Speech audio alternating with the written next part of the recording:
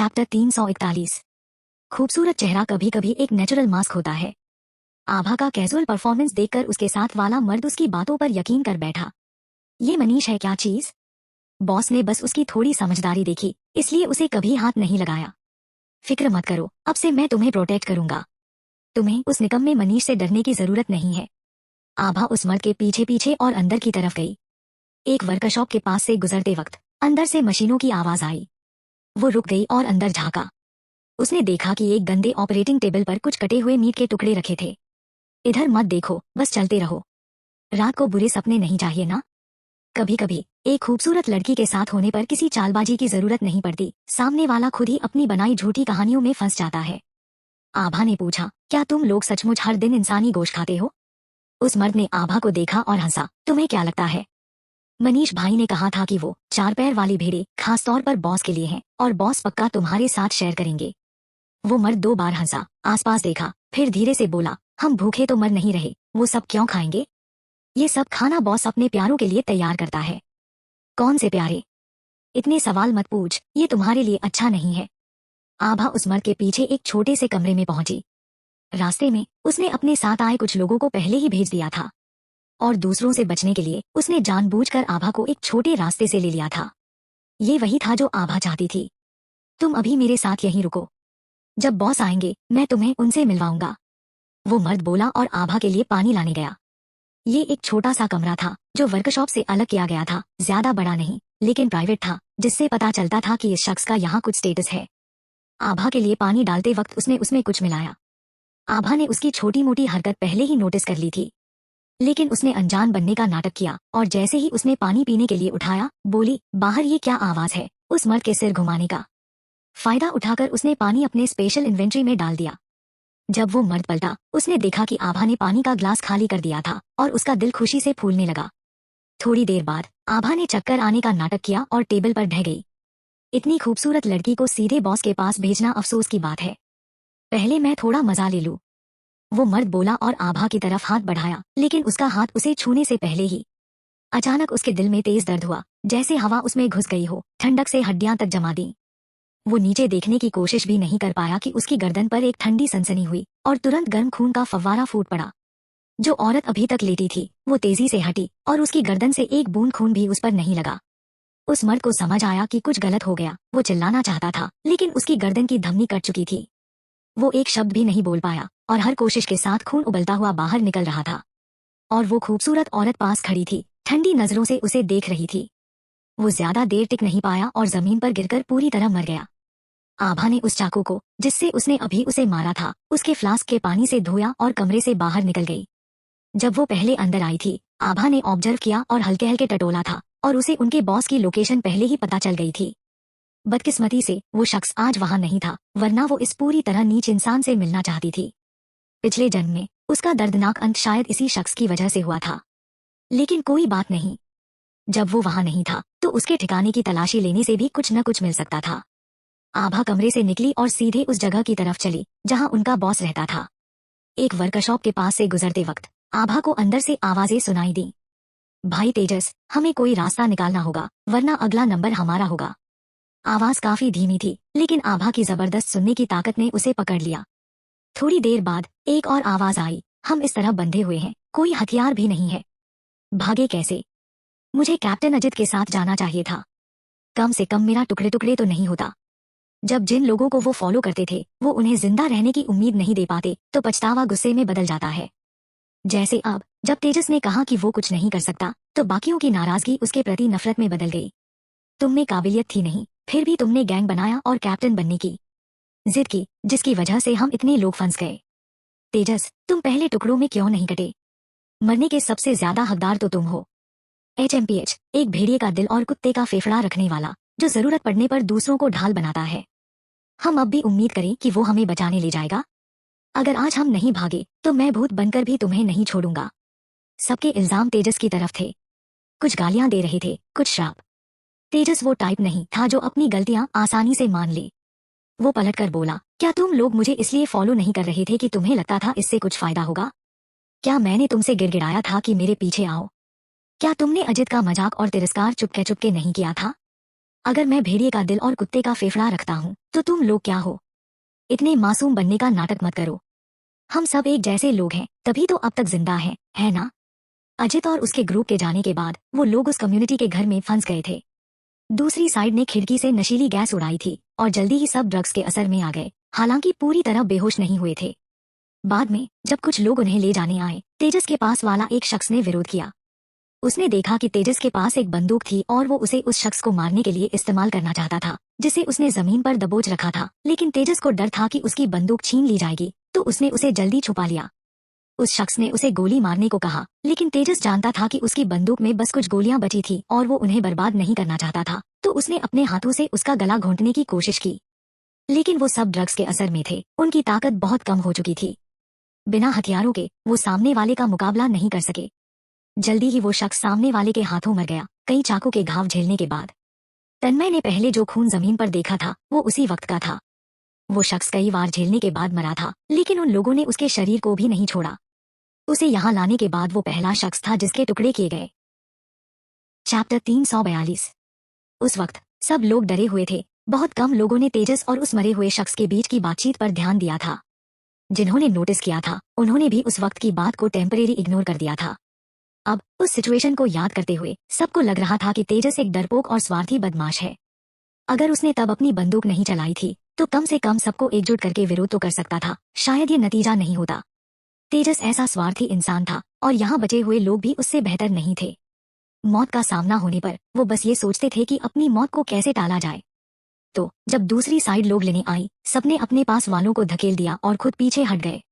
आखिर में सब एक जैसे ही थे। आभा ने तंज कसते हुए उनकी कुत्तों जैसी बहस सुनी और आगे बढ़ गई। ये लोग उसके लिए इतने कीमती नहीं थे कि वो अपनी जान जोखिम में डालकर इन्हें बचाए। अजित और उसके साथी इतनी मुश्किल हालत में भी अपने साथियों को एक एक करके मरते सुनकर भी आगे बढ़ने से नहीं रुके, चुपचाप बैठने की बजाय लड़े।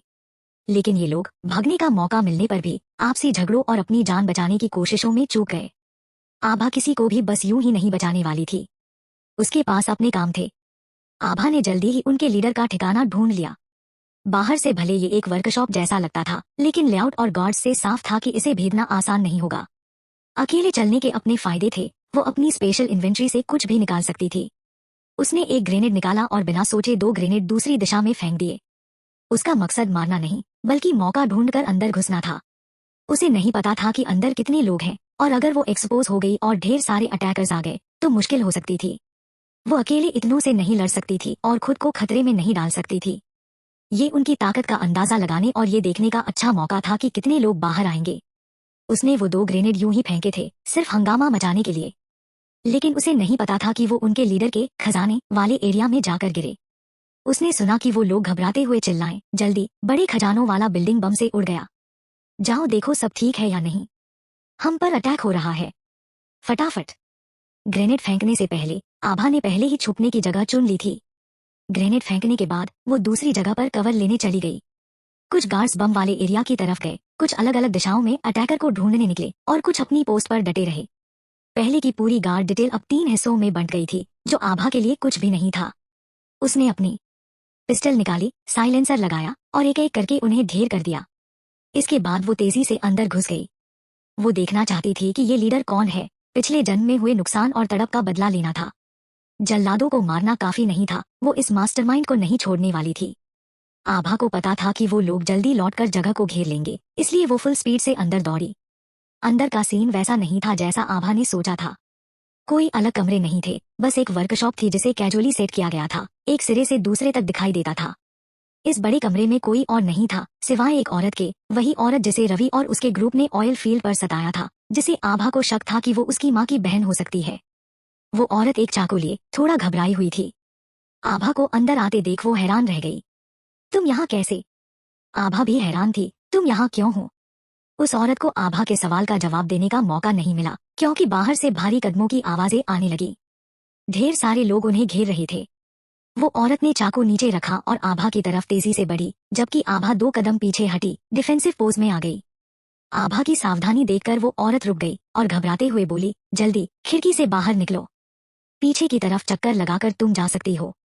आभा के न हिलने पर वो और घबरा गई, फटाफट। अब नहीं गई तो नहीं जा पाओगी, यहाँ बहुत सारे लोग हैं, तुम अकेले इन्हें नहीं हैंडल कर सकती। सचमुच बाहर से ढेर सारे लोग उनकी तरफ दौड़ रहे थे। आभा ने उस औरत को देखा, खिड़की के पास गई, बाहर झांका और फिर पलटकर उस औरत से पूछा, तुम्हारा नाम क्या है? अगर हमें फिर से मिलने का मौका मिला तो मैं तुम्हें बताऊंगी। आभा ने और कुछ नहीं कहा, खिड़की पर चढ़ी और बाहर कूद गई। सामने से ढेर सारे लोग आ रहे थे, लेकिन पीछे की तरफ कम थे। आभा ने दोनों हाथों में बंदूकें पकड़ी, मारते हुए मेन गेट की तरफ दौड़ी। गोलियों की आवाज सुनकर ढेर सारे लोग आभा की तरफ झुंड बनाकर दौड़े। तभी अजित, प्रतीक और बाकियों के साथ सपोर्ट के लिए पहुंच गया। अंदर और बाहर से हमले होने पर आभा जल्दी ही मेन गेट तक पहुंच गई। आभा को सही सलामत देखकर प्रतीक ने राहत की गहरी सांस ली। तुम सचमुच एक पागल औरत हो। वेदांश भी वहां पहुंच गया, गोली चलाते हुए आभा की शिकायत कर रहा था। आभा ने पहली बार वेदांश को शूट करते देखा था। खैर क्या कहें, उसका पोज तो हैंडसम था, लेकिन उसका निशाना कुछ ज्यादा ही स्पेशल था। उसने सोचा था कि इतने सारे पिस्टल्स कलेक्ट करने वाला भले शार्प शूटर न हो, कम से कम कटारा कम्युनिटी के लोगों से तो बेहतर होगा। लेकिन वो सब बस दिखावे के लिए थे। आभा ने वेदांश को देखा और बोली, मैं पागल हूं या नहीं, मैं तो ठीक रहूंगी, लेकिन तुम्हारी ये बेकारपंती बहुत खतरनाक है। वेदांश को पता था कि वो उसकी खराब निशानेबाजी का मजाक उड़ा रही थी। वो जवाब देना चाहता था, अपनी स्किल से उसे गलत साबित करना चाहता था, लेकिन बेकार गया।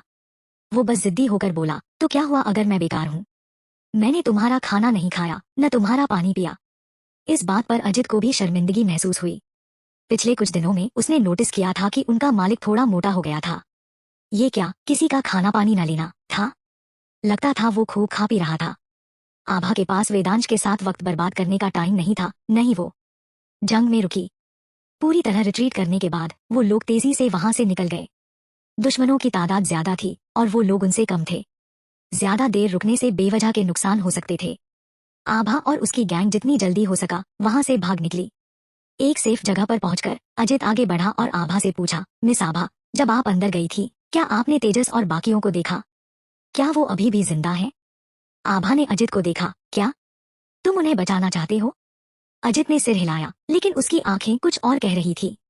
उसे पता था कि वो अकेले उन्हें नहीं बचा सकता और आभा उसकी मदद नहीं करने वाली थी। अजित को अचानक आभा की बात का अहम पॉइंट समझ आया। आपका मतलब है वो अभी भी जिंदा है? आभा ने बिना किसी एक्सप्रेशन के सिर हिलाया, वो तो जिंदा है, लेकिन बचे हुए लोग ज्यादा नहीं हैं। मैंने उनकी बातें सुनी। बाकी सब बस कायर हैं, मौत से डरे हुए, लेकिन इतने डरपोक कि खुद को बचा नहीं सकते। जब उन्हें लगा कि कोई बचाने नहीं आएगा तो वो एक दूसरे को गालियां देने लगे। जानना चाहते हो कि वो कैसे पकड़े गए? अजित को लगभग अंदाजा था। ये वैसा नहीं था जैसे वो लोग फंसकर कत्ल हुए थे। उस केस में कमरा खून से भरा होता। जब वो लोग वापस आए थे, तन्मय को जमीन पर बस थोड़ा सा खून मिला था, यानी उन्हें बिना किसी जंग के पकड़ लिया गया था। ऐसा तभी हो सकता था अगर उन्हें ड्रग्स देकर बेहोश किया गया हो और वो विरोध न कर पाए हों। अगर ड्रग्स यूज किए गए थे तो चाकुओं का इस्तेमाल और खून जमीन पर नहीं होना चाहिए था। इसका मतलब था कि किसी ने विरोध किया था और हर कोई पूरी तरह ड्रग्ड नहीं था।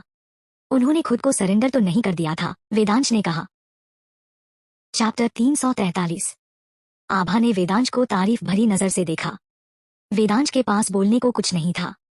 उसने सोचा कि क्या ये वही लोग थे जिन्हें उसके डैड ने इतने रिसोर्स और मेहनत लगाकर पाला था। अगर इनके दिमाग पूरी तरह से खराब नहीं हुए हैं तो अभी हमने जो हंगामा मचाया उससे इन्हें भागने का मौका मिल गया होगा। इन्हें पता होना चाहिए कि रास्ता कैसे निकालना है। अगर इसके बावजूद ये लोग बेपरवाह हैं तो इन्हें बचाना बस खाने की बर्बादी होगी। खाने की बर्बादी की बात पर अजित का पेट बिल्कुल टाइमिंग के साथ गुर्राया। पहले उस कत्लेआम जैसे कमरे में उसके पास जो कुछ पेट फूड के पैकेट थे वो गिर गए थे और उसने उन्हें उठाने की जहमत नहीं उठाई थी। अब वो भूख से मर रहा था और उसका पेट और नहीं झेल पा रहा था। वेदांश ने पूछा, मैंने तुम लोगों से पूछा नहीं, बूढ़े ने तुम्हें बाहर क्यों भेजा था? उसने तुम्हें खाना और हथियार तो नहीं छीने होंगे? तुम इतने बुरे हाल में कैसे पहुंच गए? अगर उनके पास हथियार होते तो उस घर में फंसने पर इतनी बेरहमी से कत्ल नहीं होते। अजित ने अपनी मिशन और पहले की मुलाकातों का ब्यौरा वेदांश को बताया। तुमने उनके लीडर का नाम क्या बताया? वेदांश ने पूछा। अजित बोला, मुझे लगता है वो उसे केशव बुलाते थे। वेदांश ने आभा से पूछा, कहीं वो तुम्हारा पुराना सबॉर्डिनेट तो नहीं था? तभी अचानक एक कुत्ते की भौंकने की आवाज गूंजी। बाकी लोग शायद नहीं सुन पाए, लेकिन आभा ने सबसे पहले सुना। वो तुरंत उस गाड़ी से उठी जिसके सहारे वो खड़ी थी। जल्दी गाड़ी में चढ़ो। क्या हुआ? वेदांश ने गाड़ी का दरवाजा खोलते हुए पूछा। कुत्ते हमारा पीछा कर रहे हैं। पहले उस गंदे मर्द ने कहा था कि जो लोग पकड़े गए और मारे गए वो उनके बॉस के खजानों में गए। जिस जगह पर आभा ने ग्रेनेड फेंके थे वो शायद वही खजाने वाली जगह थी। तब आभा को कोई आवाज नहीं सुनाई दी थी। अब लगता था कि उनके खजाने ये कुत्ते ही थे। दूर से आने वाली भौंकने की आवाजों से लग रहा था कि वो खतरनाक कुत्ते हैं। आभा और उसकी गैंग ने जितनी जल्दी हो सका गाड़ी में चढ़ लिया। जैसे ही उन्होंने इंजन स्टार्ट किया और गाड़ी भगाई, पीछे से कुत्तों का झुंड उनका पीछा करने लगा। हाँ, एक पूरा झुंड। लगभग दर्जन भर कुत्ते थे और हर कुत्ता बहुत बड़ा था, काले चमकदार फर के साथ। प्रतीक आगे वाली गाड़ी चला रहा था और पीछे वाला ट्रक भी एक स्किल्ड वेटरन ड्राइवर चला रहा था। वो लोग तेज और स्टेडी चला रहे थे, लेकिन वो कुत्ते बिना रुके उनके पीछे पड़े थे और दूरी जैसे कम होती जा रही थी। वेदांश आभा के साथ उसी गाड़ी में था। उसने रियरव्यू मिरर में देखा कि कुत्ते बिना थके पीछा कर रहे थे। फिर प्रतीक की तरफ मुड़ा और बोला, इतनी शानदार गाड़ी और तुम्हारे हाथ में ये बस एक घोड़े जैसी हिल रही है। भले उसका बंदूक का निशाना अच्छा नहीं था, लेकिन उसकी ड्राइविंग स्किल्स जबरदस्त थी। प्रतीक ने उसे इग्नोर किया, स्टीयरिंग व्हील को कसकर पकड़ा और धीरे धीरे स्पीड बढ़ाने लगा। उनके लिए तेज करना और निकल जाना आसान था, लेकिन पीछे वाले ट्रक के लिए इतना आसान नहीं था। उसमें बहुत सारे लोग थे, वो उतनी जल्दी स्पीड नहीं पकड़ सकता था और कुत्ते उसके बिल्कुल पीछे थे। आभा ने प्रतीक से कहा, थोड़ा साइड में हो जाओ। प्रतीक ने गाड़ी को सड़क के किनारे किया, पीछे वाले ट्रक को रास्ता दे दिया। वो पीछे की तरफ मुड़ी, अपनी बंदूक खिड़की से बाहर निकाली और पीछा कर रहे कुत्तों पर एक गोली चलाई। एक कुत्ता गोली लगने से लड़खड़ाया, फिर उठा और फिर से पीछा करने लगा। वेदांश ने 2 बार शक किया, क्या ये पागल कुत्ते हैं? गोली खाकर भी इतना जोर शोर से पीछा कर रहे हैं। जब आभा ने गोली चलाई, ट्रक के पीछे वाले डिब्बे में बैठे लोगों ने भी कई गोलियां चलाईं, लेकिन कोई नहीं लगी। इन दौड़ते कुत्तों पर निशाना लगाना मुश्किल था। तभी सामने से एक गाड़ी उनकी तरफ आई। दूर से आभा ने कुकू की भौंकने की आवाज सुनी। ये वेदांत था जो उन्हें लेने आया था। उसके साथ गाड़ी में कुकू भी था। वेदांत ने अपनी गाड़ी को आभा और उसके ग्रुप से करीब 600-700 मीटर दूर मोड़ लिया। कुकू ने खिड़की से सिर निकाला और आसमान की तरफ लंबी चीख मारी। ये पहले जैसा नहीं था। कुकू की चीख में उसकी भयंकरता और भेड़िए की शान दिख रही थी। उसके चीखने की आवाज सुनकर गाड़ियों का पीछा कर रहे कुत्ते एकदम रुक गए। कुकू लगातार चीखता रहा, एक के बाद एक। पीछे वाले कुत्ते बेचैनी से उसी जगह पर चक्कर काटने लगे, लेकिन आगे बढ़ने की हिम्मत नहीं कर पाए। आभा और उसका ग्रुप निकल गया और वेदांत उनकी पीछे पीछे गाड़ी चलाने लगा। इस बार वो लोग दर्जनों किलोमीटर तक चले, तब जाकर रुके। जैसे ही आभा गाड़ी से उतरी, कुकू बाहर आया और उसकी तरफ दौड़ा। वेदांत भी अपनी गाड़ी से उतरा और पास आया। तुम ठीक हो? वेदांत ने हाथ बढ़ाकर आभा के बालों की एक लट को उसके कान के पीछे ठीक किया, फिर उसके होंठों पर हल्के से किस किया। किस के बाद आभा ने सिर हिलाया, मैं ठीक हूँ। तुम्हें कैसे पता कि मैं यहाँ थी? कुकू मुझे लाया।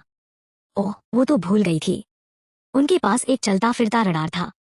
वेदांत ने आभा की थोड़ी फिक्र दिखाई और आभा ने हल्के फुल्के जवाब दिए, फिर चुप हो गई। साफ था कि वो थोड़ा डिस्ट्रैक्टेड थी। मुझे रवि से पता चला कि तुम डॉक्टर अवस्थी के लिए कुछ एक्सपेरिमेंटल इक्विपमेंट ढूंढने निकली थी। आभा ने सिर हिलाया, हाँ, लेकिन अभी तक कुछ मिला नहीं। तुम प्रतीक और वेदांश के साथ वापस जाओ, मैं ढूंढ लूंगा। आभा ने सिर हिलाया, तुम उसे पहचान नहीं पाओगे। डॉक्टर अवस्थी ने तुम्हें एक ब्लूप्रिंट दिया था ना? मैं उस ब्लूप्रिंट के हिसाब से ढूंढ लूंगा, वेदांत ने कहा। बाकी सब मुझ पर छोड़ दो। वेदांत की हथेली बहुत सूखी थी, आभा की तरह नहीं, जो नम थी, जैसा उसका दिल था। आभा का हाथ वेदांत ने पकड़ा हुआ था और उसका दिल, जो उन परिचित चेहरों को देखने के बाद से सिकुड़ा हुआ था, अब जैसे वेदांत की नरम सूखी हथेली से शांत हो गया था। आभा ने सिर हिलाया, ठीक है, तो मैं वापस जाती हूँ। वेदांत चाहता था कि वेदांश और प्रतीक आभा के साथ वापस जाएं। वेदांश ने मना कर दिया, तो वेदांत ने कटारा कम्युनिटी के बाकी लोगों को उनके साथ वापस जाने को कहा। आभा ने इससे इनकार किया और आखिर में सिर्फ प्रतीक और आभा ही कटारा कम्युनिटी वापस गए। वेदांत और कुकू के जाने के बाद आभा ने एक ग्लास पानी पिया, फिर बिस्तर पर जाकर सो गई। उसने पर्दे कसकर खींचे और जल्दी ही सपनों में खो गई। सपने में वो अपने बचपन में वापस चली गई। उसने अपनी माँ, अपने नाना नानी और अपनी मौसी को देखा। उसकी माँ नाना के स्टडी में थी, जैसे उसने कोई गलती की हो। नाना का चेहरा गुस्से से तमतमाया था और मौसी उसकी माँ के पास खड़ी थी, जैसे उसे मनाने की कोशिश कर रही थी। वो पास जाकर उनकी बात सुनना चाहती थी, लेकिन कितनी भी कोशिश कर ले, उनकी बातें सुनाई नहीं दे रही थी। लेकिन वो अपनी मौसी और माँ का चेहरा साफ देख सकती थी। सीन बदल गया जब वो सिर्फ किंडरगार्टन शुरू करने वाली थी। उसकी माँ उसे किंडरगार्टन छोड़ने गई थी, लेकिन उसे छोड़कर जाने के बाद उसे किसी ने रोका। वो शख्स एक गाड़ी से उतरा और फिर उसे एक कोने में ले जाकर बात करने लगा। वो उनकी बातें नहीं सुन पा रही थी और उस शख्स का चेहरा भी नहीं देख पा रही थी, सिर्फ उसकी पीठ दिख रही थी। लेकिन उसने अपनी माँ का चेहरा देखा। उसका चेहरा घबराया हुआ था और वो तब तक नॉर्मल नहीं हुई जब तक वो शख्स चला नहीं गया। अचानक आसमान से बारिश शुरू हो गई और आबर को लगा कि उसका चेहरा गीला हो गया। उसने अपना हाथ उठाया और चेहरा पोंछा। फिर उसे एक मुलायम सिर महसूस हुआ। आभा ने धीरे धीरे अपनी आंखें खोली और सचमुच कुकू उसका चेहरा चाट रहा था। आभा ने कुकू का सिर धकेलकर हटाया और बिस्तर से उछलकर उठी। तुमने मेरे चेहरे को चाटने की हिम्मत की। कुकू ने नाराजगी भरा चेहरा बनाया, फर्श पर पीछे हटकर बैठ गया। उसे भी तो नहीं चाहिए था, लेकिन उसने जब उसे पंजे से हल्के से छुआ तो वो नहीं हिली। चैप्टर 344। आभा ने टाइम देखा, आधी रात हो चुकी थी। वो इतनी गहरी नींद में थी कि उसे पता ही नहीं चला कि कुकू और वेदांत कब लौट आए। मैंने तुम्हारे लिए खाना बनाया है, उठो पहले कुछ खा लो, वेदांत की आवाज बाहर से आई। मैंने कुकू से कहा था कि वो तुम्हें डिनर के लिए जगाए। वेदांत ने कुकू के लिए सफाई दी। आभा बिस्तर से उतरी, चप्पलें पहनी और बाहर चली गई। कुकू के पास से गुजरते वक्त उसने उसके सिर पर हाथ फेरा। चलो खाना खाते हैं, अगली बार मेरे चेहरे को चाटना नहीं, समझे? कुकू ने हल्की सी गुर्राहट निकाली, जैसे उसे गलत समझ लिया गया हो। अरे अब तुम्हें गलत लग रहा है, आभा ने कहा और बेडरूम से बाहर निकल गई। वेदांत ने चिली चिकन, बटर चिकन और 2 प्लेट्स तंदूरी चिकन बनाए। आधी रात को इतना शानदार खाना क्यों बनाया? तुमने सारा दिन ढंग से कुछ खाया नहीं। मैंने ये शानदार खाना तुम्हें रिवॉर्ड करने के लिए बनाया। आभा मुस्कुराई, बैठ गई और खाने लगी। वो सचमुच भूखी थी, खासकर वो ब्रेस्ट चिकन की प्लेट। उसने बहुत टाइम से ऐसा नहीं खाया था। तुमने वो एक्सपेरिमेंटल इक्विपमेंट डॉक्टर अवस्थी को दे दिया? आभा ने पूछा। वेदांत कभी शक नहीं था कि वेदांत उसे ढूंढ लेगा। वेदांत ने सिर हिलाया। हाँ, वो ऊपर ले जाया जा चुका है। रमेश तुमसे मिलने आया था, लेकिन मैंने उसे बताया कि तुम सो रही हो तो वो चला गया। ओह, तो मैं खाना खाकर ऊपर जाकर उससे मिलती हूँ। वेदांत ने सिर हिलाया। यशपाल मुंबई में है। आभा ने वेदांत को देखा और पूछा, कमांडर देवेन ने अब तुमसे क्या करने को कहा? वेदांत बोला, उन्होंने कुछ नहीं कहा। मैंने तो उनसे बहुत टाइम से बात नहीं की। मुझे बस हमारे दादाजी से पता चला कि यशपाल में है। तुमने अपने डैड के आसपास कोई जासूस रखा है? वेदांत बोला, मैंने कोई जासूस नहीं रखा, ये मेरे दादाजी ने मेरे लिए छोड़ा था। आभा ने आं भरी। तुम्हारे दादाजी तुम्हें बहुत लाड करते हैं? वेदांत, हाँ शायद। आभा ने वेदांत को देखा, शायद? बड़े परिवारों में, चाहे वो पारिवारिक प्यार हो या रोमांस, वो जिम्मेदारी और फायदे से अलग नहीं हो सकता। मेरे दादाजी मुझे लाड करते हैं और शायद इसके पीछे रॉय परिवार की सोच भी है। शायद उन्हें अपने बेटे की महत्वाकांक्षा का पता चला और उन्हें डर था कि वो रॉय परिवार को बर्बाद कर देगा, इसलिए वो चाहते थे कि उनका पोता अपने बेटे से टक्कर ले ताकि रॉय परिवार बचा रहे। वेदांत ने ये बातें बहुत शांति से कहीं। ये वो बात थी जिसके बारे में उसने बहुत पहले सोच लिया था। लोगों को बिना वजह फायदा नहीं मिलता। वो रॉय परिवार का बच्चा था, उसने अपने दादाजी की दी हुई मटेरियल फैसिलिटी का लुत्फ उठाया, तो उसे उसकी जिम्मेदारियां भी उठानी थी। कुछ भी बहुत परफेक्ट नहीं हो सकता, पारिवारिक प्यार भी ऐसा ही है। तो वेदांत को इसमें कुछ भी छुपाने या न मानने वाली बात नहीं लगती थी। आभा को वेदांत की साफ सुथरी सोच की तारीफ थी। उसकी नजर अनजाने में अपने हाथ पर चली गई। रमेश के मुताबिक उसके हथेली पर जो जन्म का निशान था वो शायद जन्मजात नहीं था, बल्कि बाद में बनाया गया था, और ये शायद उसके मामा से जुड़ा था। पहले के सपने को याद करके और उसकी माँ के बचपन में उसके प्रति बर्ताव को देखकर शायद ये उसकी माँ से भी जुड़ा था। वो और गहराई में सोचने की हिम्मत नहीं कर पाई। खाना खाने के बाद आभा ऊपर गई। उसे पता था कि डॉक्टर अवस्थी और बाकी लोग इतनी जल्दी सोने वाले नहीं थे। वो एकेडमिक्स में डूबा हुआ इंसान था, खासकर जब आज वो एक ढेर सारा एक्सपेरिमेंटल इक्विपमेंट लाए थे। वो शायद उन चीजों के साथ छेड़छाड़ कर रहे होंगे। जैसा आभा ने सोचा था, डॉक्टर अवस्थी और बाकी लोग सचमुच सो नहीं रहे थे। वो सब अपने अपने एक्सपेरिमेंटल इंस्ट्रूमेंट्स पर बिजी थे। जब वो लोग पहली बार आए थे तब आभा उनके लिए सीमित चीजें ही ला पाई थी, तो उन्हें लैब बेंच पर बारी बारी काम करना पड़ता था। अब उसकी जरूरत नहीं थी, लेकिन इससे घर और छोटा लगने लगा था। इस मंजिल का एक यूनिट वेदांत के परिवार का सेकेंड फ्लोर एक्सटेंशन था, जिसमें सिर्फ 120 स्क्वायर मीटर की जगह थी। एक रिसर्च टीम के लिए ये अभी भी बहुत छोटी थी। आभा सोच रही थी कि उनके लिए और जगह कैसे बनाई जाए। कल जब तुम बाहर गई थी, कुछ हुआ क्या? मैंने देखा कि प्रतीक तुम्हारे बिल्डिंग के एंट्रेंस पर तब तक बैठा रहा जब तक वेदांत नहीं लौट आया। प्रतीक उसके दरवाजे पर पहरा दे रहा था। आभा को ये नहीं पता था। प्रतीक सारा वक्त उसके साथ था और शायद उसने नोटिस किया था कि उसका मूड ठीक नहीं था, इसलिए वो थोड़ा चिंतित था और वेदांत के लौटने तक बाहर रहा। ये लड़का। कुछ नहीं हुआ, मैं बस थक गई थी और घर आते ही सो गई। तुम्हें मुझसे क्या चाहिए था? रमेश ने आभा को एक छोटा सा डिब्बा दिया। ये क्या है? आभा ने कंफ्यूज होकर उसे लिया। उसने डिब्बा खोला और देखा कि उसमें एक बारबी डॉल थी जो बेकार तारों और कुछ वेस्ट पेपर से बनाई गई थी। ये बारबी डॉल वैसी नाजुक नहीं थी जैसी पहले शॉप विंडोज में बिकती थी, लेकिन साफ था कि रमेश ने इसमें बहुत मेहनत लगाई थी। डॉल का लुक आभा से बहुत मिलता जुलता था, एक कूल वाइब के साथ। आभा सोच रही थी कि रमेश ने अचानक उसे ये डॉल क्यों बनाकर दी। तभी उसने महसूस किया कि रमेश ने उसकी माथे पर उंगली से हल्का सा टैप किया। तुम्हें तो अपना बर्थडे भी याद नहीं। आभा को अचानक याद आया, कल शायद उसका बर्थडे था। अब सारा साल गर्मी रहती थी, जिससे मौसम का अंदाजा लगाना मुश्किल था, लेकिन कैलेंडर के हिसाब से अक्टूबर का आखिरी हिस्सा था, लगभग नवंबर। उसे सचमुच अपना बर्थडे याद नहीं था। आभा ने वो डॉल ली और मुस्कुराकर बोली, बर्थडे गिफ्ट के लिए थैंक्स, मुझे ये सचमुच बहुत पसंद आया। जब वो बारबी डॉल से प्यार करने की उम्र में थी, तब उसके पेरेंट्स का तलाक हो गया था। उसके डैड की नजरों में सिर्फ त्रिशा थी और उसकी माँ लंबे समय तक दिखाई नहीं देती थी। किसी ने उसे बारबी डॉल्स नहीं खरीद कर दी, तो उसने खुद से कहा कि वो तो छोटे बच्चों के लिए है और वो अब बड़ी हो गई है। उसने कभी नहीं सोचा था कि इस जिंदगी में उसकी पहली बारबी डॉल उसके कजिन रमेश की बनाई हुई होगी। अरे छोड़ो, अब तुम मेरी इकलौती फैमिली हो। अगर मैं तुम्हें लाड प्यार नहीं करूंगा तो कौन करेगा? आभा और रमेश ने एक दूसरे को देखकर मुस्कुराया। भाई बहन ने थोड़ी देर बात की, फिर आभा वापस लौट गई। वेदांत अपने कमरे में कुछ कर रहा था। आभा को लौटते देख उसने दरवाजा खोला। वापस आ गई? आभा ने हल्का सा जवाब दिया। तुम क्या कर रहे हो, सोए नहीं? आभा क्यूरियोसिटी से वेदांत के कमरे की तरफ बढ़ी। वेदांत ने फट से अपने हाथ पीछे कर लिए। क्या कर रहे हो? वेदांत ने आभा के हाथ में बारबी डॉल देखी और बोला, रमेश का तुम्हारे लिए बर्थडे गिफ्ट। आभा ने सिर हिलाया। तुम्हें भी पता था कि कल मेरा बर्थडे था? टाइम मिडनाइट के बाद का था, तो उसका बर्थडे अब कल हो चुका था। हाँ, मैं तो तुम्हें बड़ा सरप्राइज देना चाहता था, लेकिन अब लगता है सरप्राइज का मजा थोड़ा कम हो गया। आभा ने वेदांत को देखकर मुस्कुराया। जब तक गिफ्ट सामने नहीं आया, तब तक वो मेरे लिए अभी भी बहुत अट्रैक्टिव है। तुम ही बाहर जाओ। वेदांत ने इतनी मेहनत की थी, वो उसका मजा खराब नहीं कर सकती थी। प्यार में रोमांस हमेशा दो तरफा होता है। वो उसे लाड प्यार करता था, तो वो उसका एक्साइटमेंट कम नहीं कर सकती थी। आभा ने कहा और बाहर जाने के लिए मुड़ी। ठीक है, मुझे बुलाना। चैप्टर 345। आभा ज्यादा देर बाहर नहीं थी कि वेदांत बाहर आ गया। उसके हाथ अभी भी पीठ के पीछे थे। आभा ने उसे मुस्कुराते हुए देखा। क्या मुझे पहले आंखें बंद कर लेनी चाहिए? वेदांत ने जवाब दिया, हाँ, वो ठीक रहेगा। आभा ने अपनी आंखें बंद कर लीं। उसे महसूस हुआ कि वेदांत पास आ रहा है। जब से उसने वेदांत को कमरे में रहस्यमयी तरीके से कुछ बनाते देखा था, तब से अब तक आभा का दिमाग तरह तरह के कयास लगा रहा था।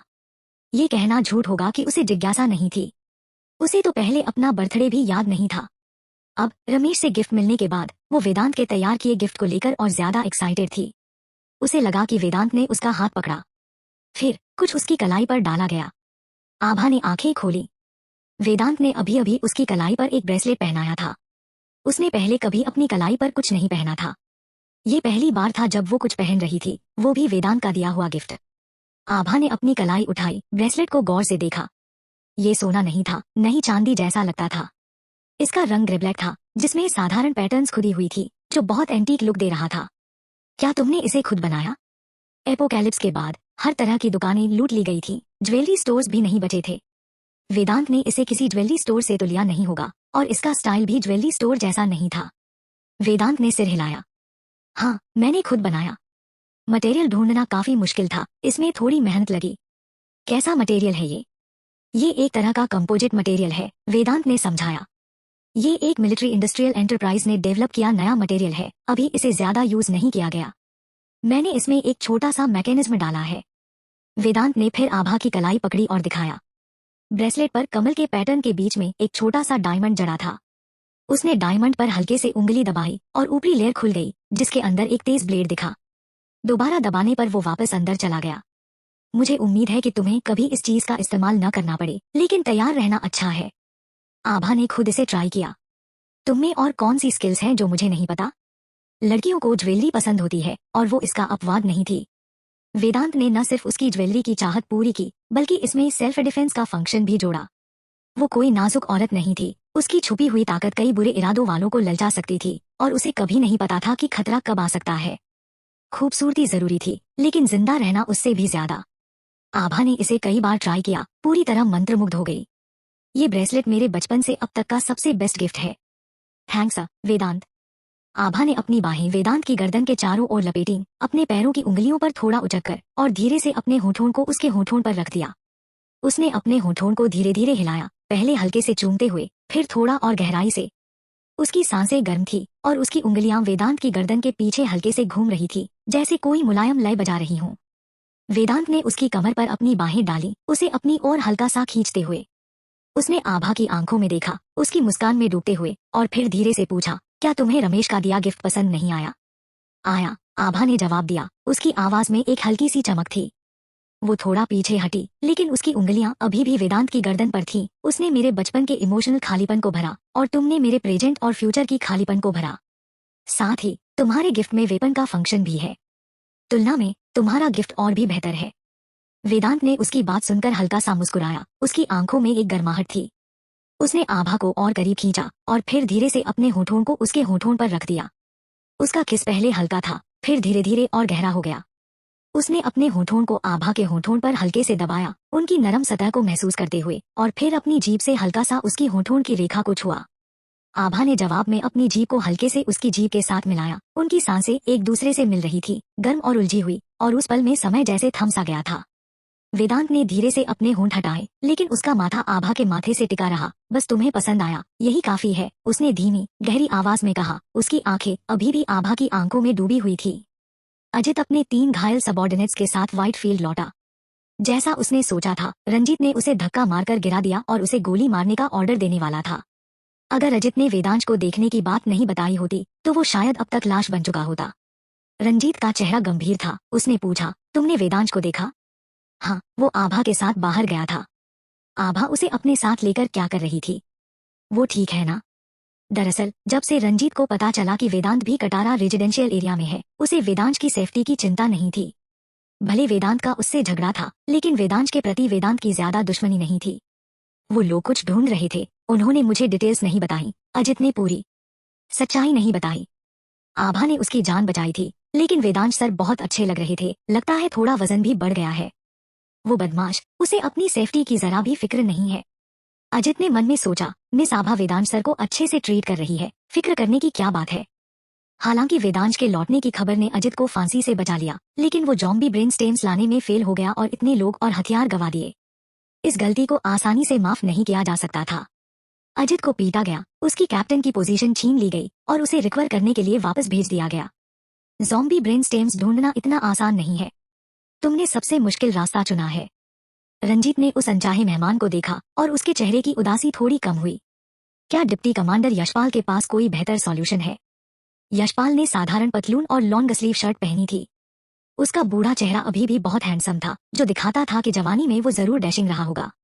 वो कुछ समय से व्हाइट फील्ड में था और रंजीत और परम के अलावा कोई उसकी असलियत नहीं जानता था। यशपाल कुर्सी पर बैठा और बोला, तुम्हारे लोग लगातार मर रहे हैं। अब जॉम्बी ब्रेन स्टेम्स ढूंढकर लोगों को बचाने का टाइम थोड़ा लेट हो चुका है। और जॉम्बी ढूंढना भी इतना आसान नहीं है। अगर ढूंढ भी लिए तो कितने दिन लगेंगे? 3 या 5? जो लोग हर पल मौत का सामना कर रहे हैं, क्या वो इतना इंतजार कर सकते हैं? क्यों न वही लिया जाए जो आसानी से अवेलेबल है। आसानी से अवेलेबल? रंजीत ने यशपाल को कंफ्यूज होकर देखा। जहां तक मुझे पता है, आभा और उसकी टीम ने बहुत पहले से जॉम्बी ब्रेन स्टेम्स कलेक्ट करना शुरू कर दिया था। उनके पास ढेर सारे होने चाहिए। आभा? रंजीत बहुत हैरान था। इस लड़की को कैसे पता चला कि जॉम्बी ब्रेन स्टेम्स का क्या यूज है और उसने इतनी जल्दी उन्हें जमा करना शुरू कर दिया? उसके पास वहाँ एक रिसर्च टीम है, मुंबई रिसर्च इंस्टीट्यूट के लोग। इसलिए मैं चाहता था कि तुम कटारा रेजिडेंशियल एरिया को अपने कब्जे में कर लो। रंजीत को मुंबई रिसर्च इंस्टीट्यूट की अहमियत पता थी। तुम्हारा मतलब है कि मुझे आभा के पास जाकर जॉम्बी ब्रेन स्टेम्स लेने चाहिए? चाहे तुम उन्हें खरीदना चाहो, शायद वो तुम्हें बेचे नहीं। अगर पहले वाला घात न हुआ होता, तो शायद वो बात करने की कोशिश कर सकता था। लेकिन अब शायद डील भी पॉसिबल नहीं होगी। रंजीत ने आह भरी, मेरे लोग उन हरे सिर वाले मक्खियों के हाथों भारी नुकसान झेल चुके हैं। पिछले बार हमें कोई फायदा नहीं हुआ और इस बार तो और भी कम चांस है। यशपाल मुस्कुराया और बोला, इसलिए तो मैं तुम्हारी मदद करने आया हूँ। रंजीत ने यशपाल को कंफ्यूज होकर देखा। जहां तक उसे पता था, यशपाल अपने साथ ज्यादा लोग नहीं लाया था। बिना काफी तादाद के आभा से डील करना नामुमकिन था। और एक बात थी जो उसने जोर से नहीं कही, उसके दोनों बेटे कटारा रेजिडेंशियल एरिया में थे। वेदांश को बंधक की बात तो छोड़ो, बस वेदांत थे, वो ज्यादा फायदा नहीं ले पाएंगे। चैप्टर 346। तुमने क्या कहा? परम को जब पता चला कि यशपाल चाहता है कि प्रशांत कटारा रेजिडेंशियल एरिया पर हमला लीड करे, तो वो बहुत नाराज हुआ। डिप्टी कमांडर यशपाल, ये ठीक नहीं है। प्रशांत के सबॉर्डिनेट्स तो अभी भी कटारा रेजिडेंशियल एरिया में हैं, और वो वफादारी को बहुत वैल्यू देता है। उससे कटारा पर हमला लीड करने को कहना, वो तो बिल्कुल नहीं कर पाएगा। यशपाल ने परम को देखा। परम, मैंने तुमसे खुलकर बात की है, क्या तुम मुझ पर इतना कम भरोसा करते हो? परम ने प्रशांत की कंडीशन को सबसे छुपा कर रखा था। यशपाल को न जाने कैसे पता चला कि प्रशांत उसके पास है। उसने पहले इसके बारे में पूछा था। परम ने झूठ बोला था कि प्रशांत का आभा से झगड़ा हो गया था और वो उससे मिलने आते वक्त घायल हो गया था और अभी रिकवर कर रहा है। उस वक्त यशपाल ने ज्यादा कुछ नहीं कहा था और परम ने प्लान किया था कि सही मौका मिलते ही उसे कहीं और भेज देगा ताकि यशपाल को कुछ पता न चले। यशपाल की महत्वाकांक्षा को देखते हुए अगर उसे पता चला कि प्रशांत अब एक कंट्रोलेबल ज़ॉम्बी है, तो वो उसे जरूर अपने कब्जे में लेना चाहेगा। प्रशांत पहले उसका सबॉर्डिनेट था और अब वो और भी नहीं चाहता था कि प्रशांत किसी और के हाथों का हथियार बने। वो चाहता था कि प्रशांत उसके पास रहे, उसकी सर्विस करे। जब तक प्रशांत उसके कंट्रोल में था, ये एक ऐसी फौज को कमांड करने जैसा था जो न सिर्फ इंसानों से लड़ सकती थी, बल्कि ज़ॉम्बी की आर्मी को भी डायरेक्ट कर सकती थी। यशपाल की बातों से परम को एक बुरा अंदेशा हुआ। क्या उसे कुछ पता चल गया था? तुम क्या बात कर रहे हो? अगर मुझ पर भरोसा नहीं होता तो मैं यहाँ तुम्हारी बात सुनने के लिए खड़ा नहीं होता। यशपाल ने परम को देखा, थोड़ा सोचा, फिर बोला, तो फिर मुझे बताओ, प्रशांत के साथ आखिर क्या माजरा है? परम का दिल बैठ गया। लगता था उसे पता चल ही गया था, लेकिन वो किसी भी कीमत पर इसे नहीं मानेगा। मुझे समझ नहीं आया, तुम क्या कह रहे हो? जैसा मैंने तुम्हें बताया, प्रशांत कटारा रेजिडेंशियल एरिया छोड़कर मेरे पास आया था। रास्ते में उसका सामना एक डकैत ग्रुप से हुआ और वो घायल हो गया।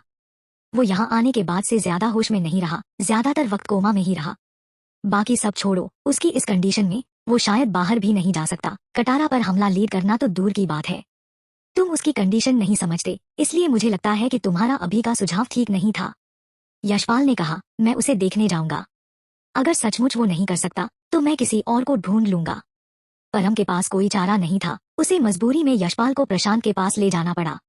शुक्र है प्रशांत को पहले सेडेटिव इंजेक्शन दिया गया था और वो आमतौर पर कोमा में ही रहता था। उसे उम्मीद थी कि वो अभी भी कोमा में होगा। परम ने यशपाल को स्टडी रूम में ले जाया। यशपाल ने चारों तरफ देखा और बोला, तुमने इसे इतना रहस्यमयी बना रखा है, जो नहीं जानता वो सोचेगा कि तुम यहाँ कोई बड़ा राज छुपा रहे हो। परम ने हल्का सा हंसकर कहा, मैं भी तो अनचाही परेशानी से बचने की कोशिश कर रहा हूँ। उसने बुकशेल्फ को साइड किया, जिससे छुपा हुआ कंपार्टमेंट दिखा, लेकिन वो खाली था। प्रशांत वहां नहीं था। यशपाल और परम दोनों हैरान रह गए। वो कहाँ गया? दोनों ने एक दूसरे को देखा और परम तुरंत बाहर जाकर पूछताछ करने गया। बेस्ट होगा अगर उसके अपने लोगों ने प्रशांत को पहले ही कहीं और ले जा लिया हो, लेकिन अगर उसके लोग नहीं ले गए तो फिर क्या वजह हो सकती थी? क्या उसे रिहा कर दिया गया, या वो खुद चला गया? कोई भी सिचुएशन वो नहीं थी जो परम सुनना चाहता था। परम ने पहले चुपके से अपने भरोसेमंद साथी से पूछा, जिसने कहा कि उसने प्रशांत को रिहा नहीं किया। तो सिर्फ वो दो ही पॉसिबिलिटीज बची थी। यशपाल को भी परम की तरह कई कयास थे। उसने छोटे से कमरे को देखा, फिर बाहर जाकर चारों तरफ देखा, लेकिन कोई संदिग्ध चीज नहीं मिली। तो उसने भी सोचा कि या तो उसे किसी ने रिहा किया या वो खुद चला गया। यशपाल को अब प्रशांत की सिचुएशन अच्छे से पता थी। अगर वो खुद चला गया तो सिर्फ दो पॉसिबिलिटीज थी, या तो वो खुलेआम दरवाजे से निकला या खिड़की से कूद कर गया। लेकिन उसने पास की खिड़कियां चेक की थी और कोई निशान नहीं मिला। तो उसे ज्यादा यकीन था कि किसी ने उसे रिहा किया था। और किसने रिहा किया होगा, ये कहने की जरूरत नहीं थी। परम के अलावा और कौन हो सकता था? Deputy commander Yashpal. परम लौटा। मैंने अभी पूछा, सबने कहा कि उन्होंने उसे नहीं देखा। वो रुका, फिर बोला, ये तो अजीब है, किसी ने उसे जाते नहीं देखा तो वो गायब कैसे हो गया? यशपाल ने परम को देखा, उसकी मुस्कान उसकी आंखों तक नहीं पहुंची और बोला, जब आदमी गायब हो गया तो जाने दो। यशपाल उस कमरे में लौटा जो रंजीत ने उसके लिए अरेंज किया था, जहां कोई पहले से इंतजार कर रहा था। अंकल, क्या आपने उसे देखा? कमरे में मौजूद शख्स नवीन था। नहीं, यशपाल ने सिर हिलाया और बोला, परम, मैंने उसे कम करके आका। शायद उसने पहले ही उसे कहीं और ट्रांसफर कर दिया। जब मैं वहां पहुंचा वो पहले ही जा चुका था। मैंने अपनी आंखों से प्रशांत को ज़ॉम्बीज को कमांड करते देखा है। अगर वो परम का सबसे ताकतवर ट्रम्प कार्ड बन गया तो ये हमारे लिए बहुत नुकसानदायक होगा। मुझे पता है, यशपाल ने एक दयालु मुस्कान दी। तुम कटर रेजिडेंशियल एरिया में ठीक हो ना? तुम अपने अंकल को मुझे वहां लाने के लिए दोषी तो नहीं ठहराओगे? नवीन ने भी मुस्कुराकर हाथ हिलाया। बिल्कुल नहीं। मैं कटारा रेजिडेंशियल एरिया में और नहीं रह सकता था, इसलिए चला गया। आभा मुझे वहां तुम्हारी खबर लेने के लिए लाई थी, लेकिन उसे मुझसे कुछ नहीं मिला। फिर उसे पता चला कि संजय और विकास एक दूसरे से मिले हुए थे और उसे लगा कि ये तुम्हारा किया हुआ है, इसलिए उसे मुझसे और चिढ़ हो गई। मैंने जल्दी निकलने का सही फैसला लिया, वरना अगर वो मुझे तुम्हें धमकाने के लिए इस्तेमाल करती तो क्या होता? वो संजय, यशपाल का चेहरा थोड़ा गहरा हुआ। मैंने उसे एक टीम बनाने को कहा था, जितने लोगों को बचा सकते हो बचाओ। लेकिन उसने जाकर विदेशियों के साथ मिलकर लोगों पर एक्सपेरिमेंट शुरू कर दिए। अगर वो मरा नहीं होता तो मैं उसकी खाल उतार देता। अंकल, क्या आपने सचमुच उसे ऐसा करने का ऑर्डर नहीं दिया था? यशपाल ने आईब्रो उठाकर नवीन को देखा। ऐसी घिनौनी हरकतें करने से भगवान का गुस्सा बरसेगा। क्या मैं उसे ऐसा करने का ऑर्डर देता? नवीन ने यशपाल के चेहरे को देखा और ऐसा नहीं लग रहा था कि वो झूठ बोल रहा है। लेकिन संजय ने सचमुच कहा था कि उसने जो कुछ भी किया वो उसके अंकल के कहने पर था। और उसके पास जो खाना, हथियार और गोला बारूद था वो सब उसके अंकल ने ही दिया था। अब जब संजय मर चुका था, वो चाहे जितना सफाई दे, कोई उस पर यकीन नहीं करेगा। और ठीक इसलिए क्योंकि संजय मर चुका था, अगर वो कहे कि उसने कोई ऑर्डर नहीं दिया तो इसका कोई सबूत नहीं था। अंकल, मेरा एक और सवाल है, नवीन ने जोड़ा। क्या सवाल? तुमने संजय के लिए इतना खाना और गोला बारूद कहाँ से लिया? इतनी भारी बर्फबारी में क्या तुम्हारे पास इतना जमा करने का टाइम था? और तुम तो बस डिप्टी कमांडर हो, क्या तुम ऐसा डिसीजन ले सकते हो? या तुम्हारा मिलिट्री डिपार्टमेंट भी बहुत पहले से अंदर ही अंदर टूट चुका है? यशपाल ने नवीन को देखा। ये वो बातें नहीं है जिनके बारे में तुम्हें पूछना चाहिए। जो तुम्हें जानना जरूरी है वो मैं तुम्हें खुद बता दूंगा। जो नहीं जानना चाहिए उसके बारे में मत पूछो। नवीन ने अजीब सा मुंह बनाकर अपनी नाक रगड़ी। मैं तो बस क्यूरियस था। आभा ने पहले कहा था कि तुम्हारे इंटरनल अफेयर्स बहुत पहले टूट चुके होंगे। वो तुम्हें नंबर 1 दुश्मन मानती है। उसे लगता है कि तुमने कमांडर देवेन को साइडलाइन कर दिया है और तुम पूरी इंसानियत को खत्म करना चाहते हो। यशपाल ने तंज कसते हुए कहा, वो मेरे बारे में बहुत ऊंचा सोचती है। चैप्टर 347। यशपाल के जाने के बाद परम ने फटाफट अपने भरोसेमंद साथियों को बुलाया और पूछा कि माजरा क्या है। आदमी गायब कैसे हो गया? कमांडर, कहीं ऐसा तो नहीं कि रंजीत को कुछ पता चल गया और वो हमारे पीठ पीछे खेल कर रहा है? परम ने थोड़ा सोचा और बोला, उसके पास पहले ही ढेर सारी मुसीबतें हैं, वो हमारे साथ क्यों उलझेगा? वो हरे सिर वाली मक्खियां ज्यादातर रंजीत के लोगों में फैल रही थी और अभी तक परम के ग्रुप तक नहीं पहुंची थी। उनके डिफेंस सिस्टम जबरदस्त थे, तो अभी के लिए उसे फिक्र नहीं थी कि उसके लोग रंजीत की तरह हालत में होंगे। लेकिन वो ज्यादा आशावादी था। जब वो प्रशांत के रहस्यमयी ढंग से गायब होने की जांच कर रहा था, एक सबॉर्डिनेट ने बताया कि उनके कुछ लोग भी उन हरे सिर वाली मक्खियों से इन्फेक्टेड हो गए थे और 2 तो पहले ही मर चुके थे। पिछली बार कई लोग आभा ने पकड़ लिए थे, उनकी किस्मत का पता नहीं। अब 2 और मर गए। कितने लोग उस चीज से इन्फेक्टेड थे, ये अभी भी रहस्य था। ये क्या हो रहा है? हम तो अब तक ठीक थे, अचानक ये इन्फेक्शन कैसे आ गया? परम हैरान भी था और परेशान भी। लेकिन हैरानी और परेशानी किसी काम की नहीं थी। वो लोग पहले ही इस मुसीबत में घसीट लिए गए थे। जब रंजीत को पता चला कि परम के लोग भी मक्खियों का शिकार हो रहे हैं, उसके चेहरे पर एक मुस्कान आ गई। परम उसकी जमीन पर रह रहा था, उसका खाना पानी खा रहा था, फिर भी मुसीबत के वक्त अलग थलग रहता था। रंजीत ने उसे नीचे खींचने के लिए कोई गंदा खेल खेलने का प्लान तो नहीं बनाया था, लेकिन इसका मतलब ये नहीं कि वो उसे साफ बच निकलते देख खुश था। अब अच्छा था, अगर मरना है तो सब साथ में मरेंगे। इंसान ऐसे ही होते हैं, जब तक उनके अपने हितों को नुकसान नहीं पहुंचता वो दूसरों की फीलिंग्स नहीं समझते, मदद तो दूर की बात। लेकिन जैसे ही उनके अपने हित दांव पर लगते हैं, उनका रवैया एकदम पलट जाता है। जैसे परम, जो पहले सिर्फ ऊपरी तौर पर चिंता दिखाता था, अब वो सीधे रंजीत के पास गया सॉल्यूशन मांगने। सॉल्यूशन है ज़ॉम्बी ब्रेन खाना। परम को बिल्कुल ये पहले से पता था। पिछली बार रंजीत ने एक बड़ा स्क्वाड ज़ॉम्बी मारने और उनके ब्रेन ढूंढने के लिए भेजा था, लेकिन उन्हें एक भी ज़ॉम्बी नहीं मिला और सिर्फ एक आदमी सही सलामत लौटा, बाकी 3 बुरी तरह जख्मी थे। वो पूछ रहा था कि अगली बार ज़ॉम्बी ब्रेन कहाँ से और कैसे ढूंढे। मुझे पता है कि ज़ॉम्बी ब्रेन ढूंढने हैं, लेकिन मेरा मतलब है कि उन्हें कहाँ से और कैसे ढूंढा जाए। रंजीत बोला, क्या डिप्टी कमांडर यशपाल तुमसे मिलने नहीं आए? परम को याद आया कि यशपाल पहले उससे मिलने आया था, लेकिन उसने प्रशांत की लोकेशन के बारे में पूछा था और ये नहीं बताया था कि वो प्रशांत के साथ क्या करना चाहता है। अब लगता था कि प्रशांत को ढूंढना इस मसले से जुड़ा था। वो आए थे, लेकिन उन्होंने इस बारे में कुछ नहीं कहा। परम ने कहा, रंजीत, डिप्टी कमांडर यशपाल का इरादा है कि आभा से मिलकर उनसे ब्रेन लिए जाएं। यशपाल का आइडिया था कि आभा से वो चीजें छीनी जाएं, चाहे खुलेआम लूटकर या चुपके से चुराकर। ये जरूर कोई वैध तरीका नहीं होगा।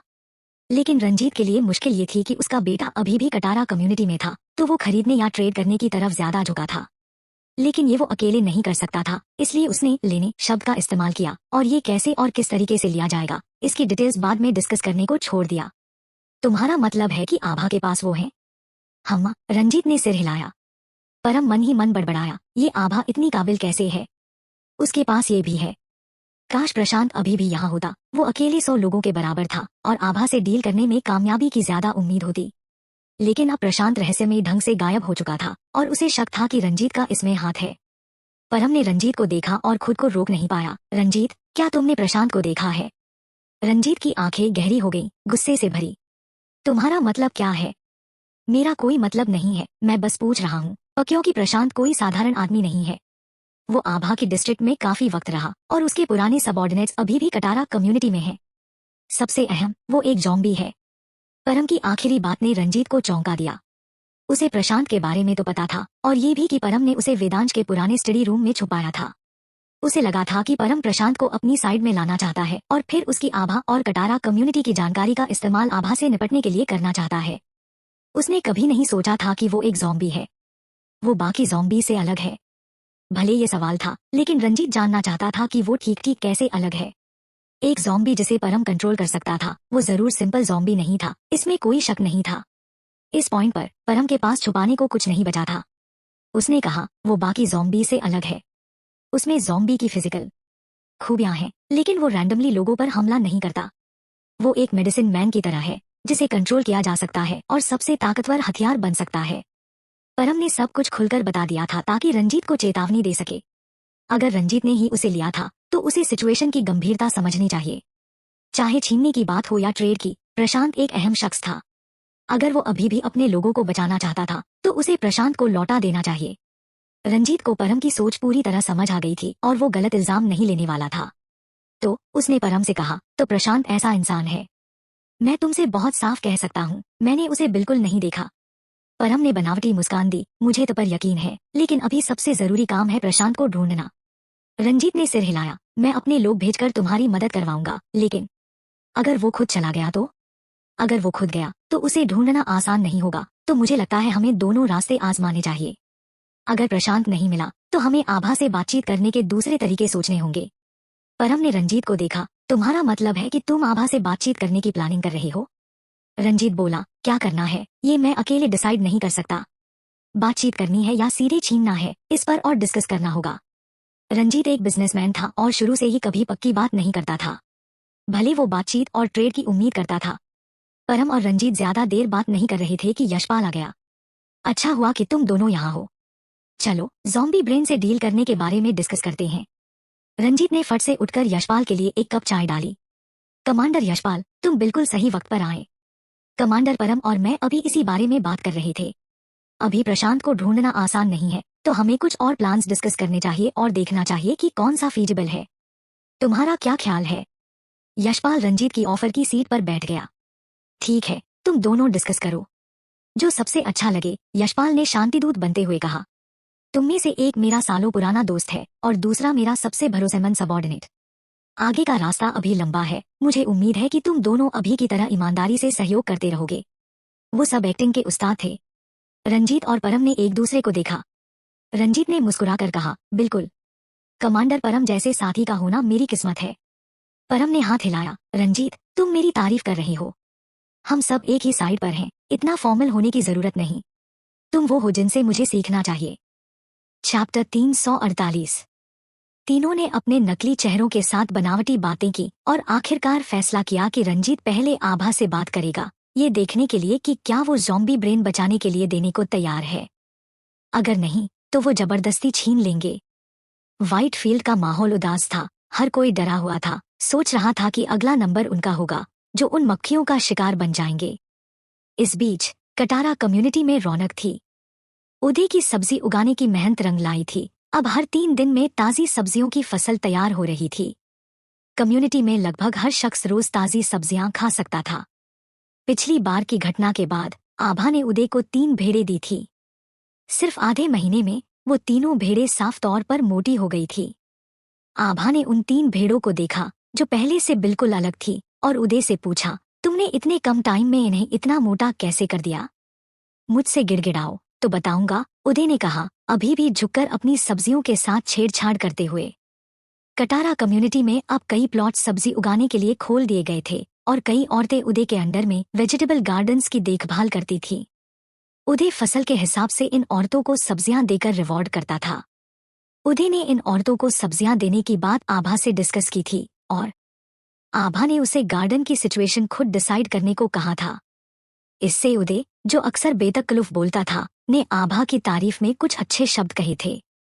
लेकिन उसका अच्छा बिहेवियर ज्यादा देर नहीं टिका। अब वो फिर अपने पुराने ढर्रे पर था।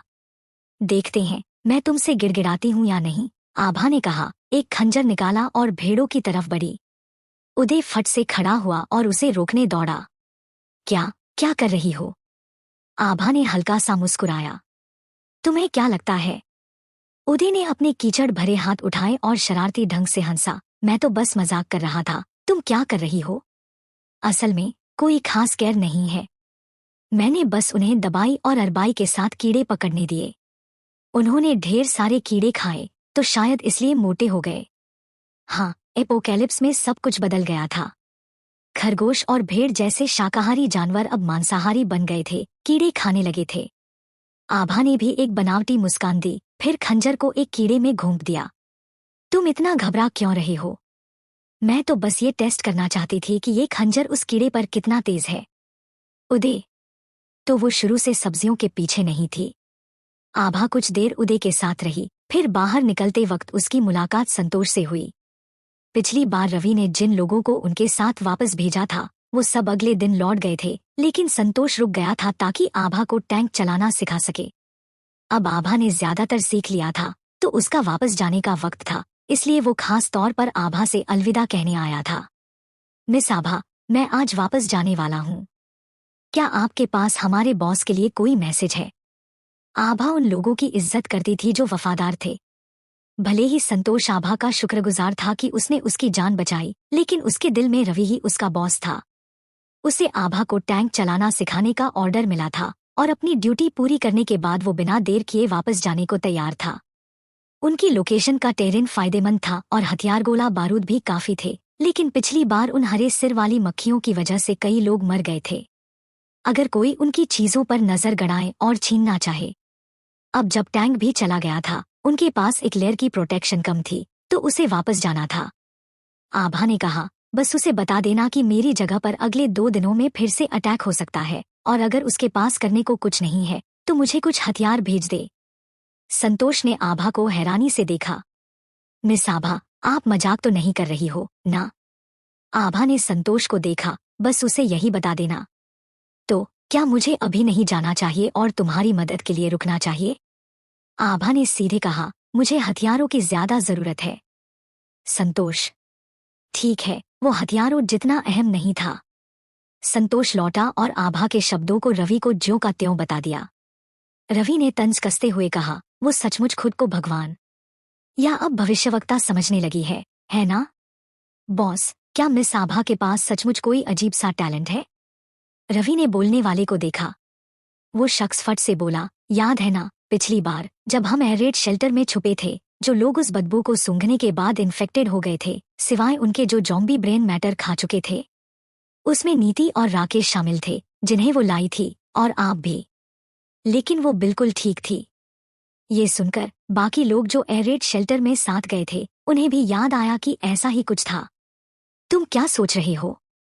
क्या हमने नहीं कहा था कि जो लोग ज़ॉम्बी ब्रेन मैटर खा चुके थे वो सब ठीक थे? आनंद ने जवाब दिया, शायद मिस आभा ठीक थी क्योंकि उसने ज़ॉम्बी ब्रेन मैटर खाया था। उसके पास उसकी कमी तो नहीं है। भले ही उसके पास कमी न हो, वो तो जब चाहे तब उसे खा नहीं सकती ना? उसने खुद कहा था कि इसके साइड इफेक्ट्स हो सकते हैं। आनंद फिर से जवाब देने वाला था, लेकिन सोचने के बाद उसे कोई पावरफुल तर्क नहीं मिला। जब उसने सबको खाने के लिए दिया था तब उसने ऐसा ही कहा था। और वो चीज सिर्फ उन लोगों के लिए काम करती थी जिनके शरीर में हरे सिर वाली मक्खियां थी। आभा तो उन मक्खियों से इन्फेक्टेड नहीं थी, तो वो चीज क्यों खाएगी? मैंने तो पहले ही कहा था, वो एक भविष्यवक्ता है, और एक भविष्यवक्ता के पास कुछ भविष्य बताने की काबिलियत होना कोई अजीब बात नहीं। रवि ने उनकी बात काट दी। खड़े खड़े टाइम वेस्ट मत करो, जाओ तैयार हो जाओ, हम थोड़ी देर में निकल रहे हैं। आनंद, कहाँ? भविष्यवक्ता का रिचुअल देखने। आभा ने संतोष को विदा किया और फिर रंजीत से मिलने गई। रंजीत अपने साथ सिर्फ कुछ लोग, अपनी सेक्रेटरी और कुछ गिफ्ट्स लाया था।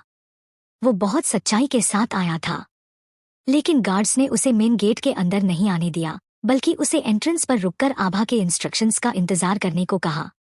रंजीत की सेक्रेटरी ने रंजीत से कहा, ये आभा सचमुच लोगों को अपने साथ करने में माहिर है। हमारे लाए गिफ्ट से भी ये लोग टस से मस नहीं हुए। ये लोग आभा के साथ ज्यादा वक्त नहीं बिताए थे, फिर भी उनकी वफादारी रॉय कॉरपोरेशन के उन सबॉर्डिनेट्स से कहीं ज्यादा थी जो सालों से उनके साथ थे। रंजीत, कभी औरतों को कम मत आंकना, खासकर वो जो मुसीबतों में फलती फूलती हैं। आभा की कम्युनिटी को एपोकैलिप्स में जिंदा रखने और फलने फूलने की काबिलियत सिर्फ उसकी खूबसूरती की वजह से नहीं थी। रंजीत और उसका सेक्रेटरी मेन गेट पर गार्ड्स के आभा को खबर देने का इंतजार कर रहे थे। आभा के आने से पहले उन्हें वेदांश दिखा। चैप्टर 349।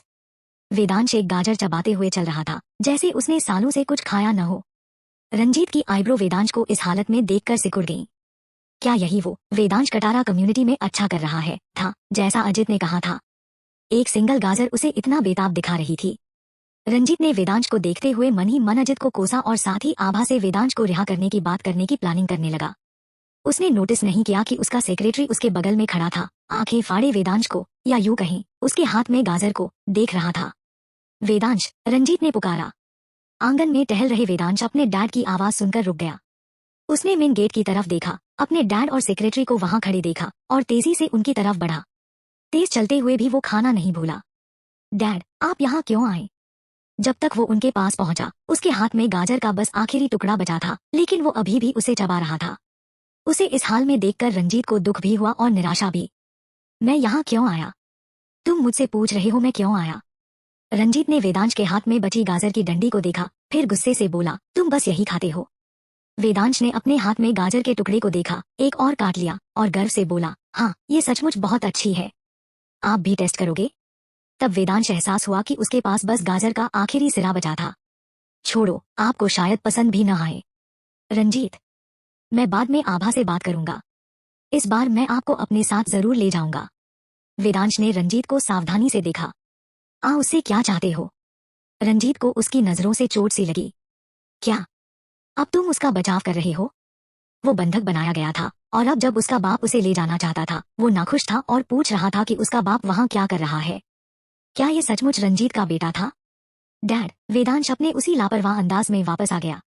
मैं ये नहीं कह रहा कि आप गलत हो, लेकिन भले आपने आधी जिंदगी कंपनी मैनेज की हो और आपके पास ढेर सारा पैसा और रिसोर्सेज हो, फिर भी आप आभा से बहुत पीछे हो। उन टेढ़े मेढ़े आइडियाज के बारे में मत सोचो, जैसे कटारा कम्युनिटी को हड़पने की कोशिश करना। आप अपनी बीवी और सिपाहियों दोनों को गंवा सकते हो। अगर आप मुझसे पूछो तो आभा के साथ कोऑपरेट करना बेहतर होगा। शायद सब और खुश रहेंगे। आखिरकार आभा के पास वो चीजें थी जो उनके रॉय परिवार के पास शायद नहीं थी, जैसे ताजी सब्जियां। रंजीत गुस्से से आग बबूला हो गया। क्या तुम्हें इतना पीट दिया गया है कि तुम ऐसी बातें करने लगे हो? वेदांश ने बेबसी से आह भरी। खैर, मैंने आपको जो कहना था कह दिया। ये नतीजा मैंने कटारा कम्युनिटी में रहकर निकाला है। अगर आप मुझ पर यकीन नहीं करते तो मैं कुछ नहीं कर सकता। तभी आभा बाहर आई। मिस्टर रंजीत, काफी टाइम बाद मिले। रंजीत ने वेदांश को इग्नोर किया, आभा को देखा और एक दयालु और पोलाइट रवैया अपनाया। आभा, उम्मीद है तुम ठीक हो। ये बस एक कैजुअल ग्रीटिंग थी। कौन जानता था कि आभा कहेगी, अगर तुम छुपकर हमले नहीं करोगे तो मैं और बेहतर रहूंगी, और तुम भी। रंजीत ने एक अजीब सी हंसी हंसी और टॉपिक को पास कर दिया। उसका छुपकर किया गया हमला कामयाब नहीं हुआ था और उसने सिपाही खोए और नुकसान उठाया था। उसे सोच में पड़ गया कि बलजीत का क्या हाल होगा। अजित ने उसे बहुत निराश किया था। उसने बलजीत की अच्छाइयों के बारे में सोचना शुरू किया। कम से कम अब तक बलजीत ने उसकी तरह कुछ भी हासिल करने में फेल नहीं किया था और न ही इतने सारे लोग खोए थे। अगर आज की बातचीत स्मूथली चली तो वो बलजीत को वापस लाना चाहता था, बशर्ते वो अभी भी जिंदा हो। आभा, मैं इस बार तुमसे कुछ डिस्कस करने आया हूँ। आभा ने सिर हिलाया। मुझे पता है, इसलिए तो मैं बाहर आई। रंजीत, क्या हम ऐसे ही गेट के बाहर खड़े होकर बात करेंगे? आभा ने कहा, मैं तुम्हें अंदर नहीं बुलाऊंगी। क्या पता तुम अंदर आकर इस जगह को इतना ललचाने वाला पाओ और फिर आज रात फिर से छुपकर हमला कर दो। इससे मैं गुस्सा हो जाऊंगी, और जब मैं गुस्सा होती हूँ तो किसी का अच्छा टाइम नहीं होता। रंजीत ने आभा की तीखी जुबान को पहले ही देख लिया था और इस पर ज्यादा ध्यान नहीं दिया। गेट के बाहर ही सही, खड़े होकर ही सही। वो खड़ा नहीं हो सकता था क्या? ठीक है, तो मैं जल्दी बात करता हूँ, रंजीत ने शुरू किया। मैं इस बार 3 चीजों के लिए आया हूँ। पहला, मैं तुमसे ज़ॉम्बी ब्रेन मैटर खरीदना चाहता हूँ। दूसरा, मैं अपने बेटे वेदांश को अपने साथ ले जाना चाहता हूँ। तीसरा। रंजीत को खुद लग रहा था कि तीसरा पॉइंट बोलने से शायद कोई उम्मीद नहीं थी, तो वो रुका, लेकिन आखिरकार बोला, तीसरा, मैं उन लोगों के बारे में पूछना चाहता हूँ जिन्हें तुमने पिछली बार पकड़ा था। मैं उन्हें भी अपने साथ ले जाना चाहता हूँ। रंजीत की बातें सुनकर आभा मुस्कुराई। मैं समझ सकती हूँ कि जो लोग लीडर बनने के आदी हैं, वो सबको अपना सबॉर्डिनेट समझते हैं। बदकिस्मती से समझना एक बात है, मुझे ये सोच पसंद नहीं है। मेरे पास ज़ॉम्बी ब्रेन मैटर तो है, लेकिन मुझे नहीं पता कि तुम इसकी कीमत चुका सकते हो या नहीं।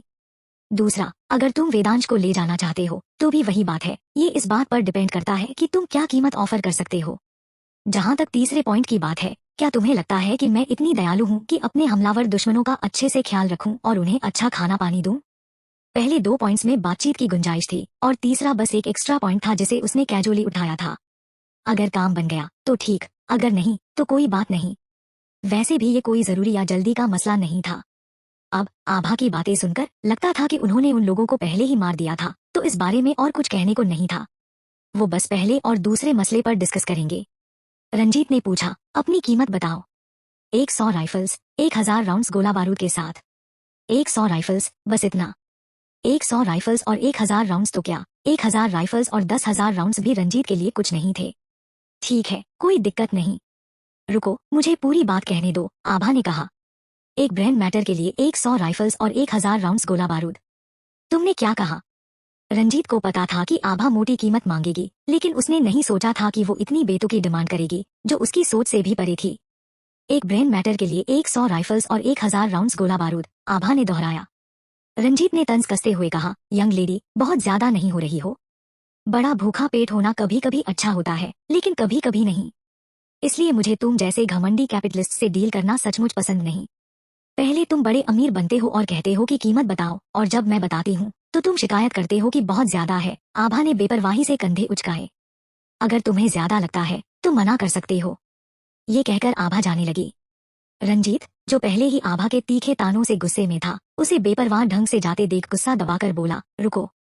आभा रुक गई और बोली, ऐसे करो मिस्टर रंजीत, पहले मेरी शर्तें सुन लो, वापस जाकर आराम से सोचो और फिर जब डिसाइड कर लो तब वापस आना। मैंने अभी जो कहा वो एक ब्रेन मैटर की कीमत थी। अगर तुम वेदांश को ले जाना चाहते हो तो उसकी कीमत उससे 10 गुना होगी। वेदांश तुम्हारा कीमती बेटा है, जिसे तुम बहुत प्यार करते हो, और मुझे पता है कि वो कितना वैल्यूएबल है। मैंने उसे इतने दिन अच्छे से खिलाया पिलाया है, मुझे नुकसान नहीं उठाना। हमारे पास यहाँ रिसोर्सेज की कमी है, तुम जैसे अमीर लोगों की तरह नहीं, जिनके पास ढेर सारा है। मैं बहुत तंगी में हूँ। अपनी शर्तें बताकर आभा पहले चली गई। पहले से ही गर्मी थी और आभा की बातें सुनकर रंजीत को और गर्मी लगी, जैसे उसके अंदर आग भड़क रही हो। चैप्टर 350। सेक्रेटरी, जो सालों से रंजीत के साथ था, साफ देख सकता था कि रंजीत का मूड बहुत खराब था, जैसे वो अब बस फटने ही वाला हो। मिस्टर रॉय, चलो पहले कार में वापस चलते हैं। बाहर बहुत गर्मी है। रंजीत ने एक गहरी सांस छोड़ी और कार की तरफ मुड़ा। कार में बैठते ही रंजीत गुस्से से बरस पड़ा, वो छोटी सी लड़की मुझ पर उंगली उठाने की हिम्मत करती है, हाँ। सेक्रेटरी ने फट से कहा, मिस्टर रॉय, ये आभा तो हमेशा से घमंडी रही है। तुम्हें उसकी उकसाने वाली बातों को दिल से नहीं लगाना चाहिए। शायद वो जानबूझकर आपको गुस्सा दिलाने की कोशिश कर रही है। बिजनेस की दुनिया में सालों तक लड़ने के बाद रंजीत का धैर्य कमाल का था। सेक्रेटरी के समझाने पर वो तुरंत शांत हो गया। उसने अपनी जिंदगी में इससे कहीं बड़े कमर्शियल कॉन्ट्रैक्ट्स डील किए थे और हर बार चीजें ठीक वैसी ही हुई थी जैसा उसने चाहा था। नेगोशिएशन में आखिरकार देना और लेना दोनों जरूरी होता है ताकि काम बन सके। रंजीत को शांत होता देख सेक्रेटरी ने आगे कहा, आपको इसकी चिंता अकेले करने की जरूरत नहीं। सिर्फ हमारे लोग ही नहीं हैं जिन्हें उन ज़ॉम्बी ब्रांड मैटर्स की जरूरत है। आभा चाहे जितने हथियार मांगे, हमें सारे खुद क्यों देने चाहिए? हम हथियार बनाते नहीं हैं। अगर हम यशपाल के साथ कोऑपरेट करें तो वो बस तमाशा तो नहीं देख सकता। रंजीत ने दिमाग में फटाफट एक प्लान बना लिया। उसने अपनी सेक्रेटरी से कहा, चलो हम वापस चलते हैं। सेक्रेटरी ने इंजन स्टार्ट किया और कार वापस चलाने लगा। आभा को साइड में रखते हुए बात वेदांश की तरफ मुड़ी। रंजीत अभी भी वेदांश की उस दयनीय हरकत पर गुस्सा था। मैंने ऐसा बेकार बेटा कैसे पैदा कर लिया? क्या वो गाजर इतनी स्वादिष्ट थी कि वो सिर्फ एक कौर के लिए आभा का साथ देगा? सेक्रेटरी, पहले के टाइम में गाजर सचमुच सस्ती थी, लेकिन अब उन्होंने भी बहुत टाइम से ऐसी ताजी गाजर नहीं खाई थी। भले ही उन्होंने पहले ढेर सारे फल और सब्जियां जमा कर लिए थे, लेकिन इतने सारे लोगों के साथ वो हमेशा के लिए तो नहीं चल सकते थे। अब वो जो खा रहे थे वो सब सूखे सब्जियों के पैकेट्स थे। ताजी सब्जियां तो सपने जैसी थी। वेदांश की खाई हुई रसीली गाजर के बारे में सोचकर सेक्रेटरी ने अनजाने में थूक निगल लिया। एक कौर के लिए क्या की बात मत करो। आज के टाइम में कौन जिंदा नहीं है उस एक कौर के लिए? मिस्टर रॉय, आभा और उसके लोग ताजी सब्जियां कैसे खा रहे हैं? हमारी तो कब की खत्म हो गई थी, और अगर नहीं भी हुई होती तो अब तक नहीं टिकती। सेक्रेटरी की बातों पर रंजीत का ध्यान आखिरकार वेदांश से हटकर गाजर पर गया। वो सचमुच ताजी थी। जड़ के नीचे 2 हरी पत्तियां अभी भी लगी थी। उन्होंने जरूर खुद उगाई होंगी। इसमें कुछ अजीब तो नहीं था, है ना? अब तो कड़ाके की सर्दी का टाइम नहीं था। अगर उनके पास बीज हों तो वो सब्जियां उगा सकते थे। कहते हैं ना, जब तक घर नहीं चलाओ तब तक खर्च का अंदाजा नहीं होता। अगर इतना आसान होता तो क्या वो अभी भी हर दिन सूखी सब्जियां खा रहे होते? सेक्रेटरी ने कहा, इस मौसम में सब्जियां उगाना आसान नहीं है।